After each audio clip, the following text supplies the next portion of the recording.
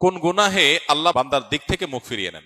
এই বিষয়ে প্রসিদ্ধ একটা হাদিস আছে, নবী সাল্লাল্লাহু আলাইহি ওয়াসাল্লাম বলেছেন, 3 ব্যক্তি এমন আছেন যাদের সাথে কিয়ামতের দিন আল্লাহ কথা বলবেন না, তাদেরকে আল্লাহ তাআলা পবিত্র করবেন না। এই মানুষগুলো যাদের থেকে আল্লাহ তাআলা মুখ ফিরিয়ে নেবেন, তাদের সাথে আল্লাহ কথা বলবেন না, তাদেরকে আল্লাহ পবিত্র করবেন না। সেই মানুষগুলোর মধ্যে একজন হলেন ওই পুরুষ, যে পুরুষ টাকনুর নিচে পোশাক পরে। পোশাক পরে বলতে যে পোশাক উপরের দিক থেকে যায় সেটা টাকনুর নিচে পরে, প্যান্ট, পাজামা, চাদর, লুঙ্গি, জুব্বা, জামা, এগুলো। মুজা যেটা থাকেই নিচে, নিচ দিক থেকে পরা হয়, ওইটা কথা ভিন্ন। তো এই যে মুসবিল যে ব্যক্তি টাকনুর নিচে প্যান্ট, পাজামা, লুঙ্গি ইত্যাদি পরে, এই ব্যক্তি, তার সাথে আল্লাহ কিয়ামতের দিন কথাও বলবেন না এবং তার দিকে আল্লাহ তাকাবেনও না, তাকে আল্লাহ পবিত্রও করবেন না।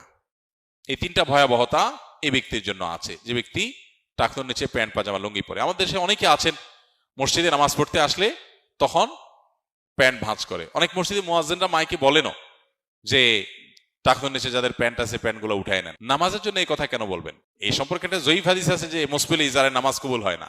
হাদিসটা সহিহ সূত্রে বর্ণিত না। বিশুদ্ধ হাদিসগুলো সবগুলো হলো কমন এবং জেনারেল, সব সময়ের জন্য এটা প্রযোজ্য যে পুরুষ মানুষ টাকনুর নিচে পোশাক পরবে না। এখন বৈজ্ঞানিক গবেষণা বলছে যে এটা পুরুষের জন্য ক্ষতিকর। যাই হোক, সেটা গবেষণা কি প্রমাণ হয়েছে এটা বড় কথা না, বড় কথা হলো নবী সাল্লাল্লাহু আলাইহি ওয়াসাল্লাম নিষেধ করেছেন, বাস শেষ।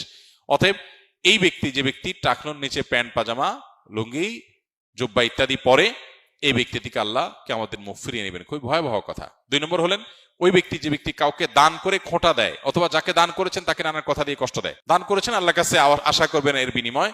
যাকে দান করেছেন তার সাথে আপনার কোনো আলাপ থাকবে না। দান করে খোঁটা দিলেন, কষ্ট দিলেন, খোঁচা মেরে কথা বললেন, এগুলো বললে আপনি আল্লাহ তাআলার দৃষ্টি থেকে সরে যাবেন কিয়ামতের ময়দানে। নাম্বার 3, ওই ব্যবসায়ী, যেই ব্যবসায়ী তার পণ্য বিক্রি করতে গিয়ে মিথ্যা শপথ করে।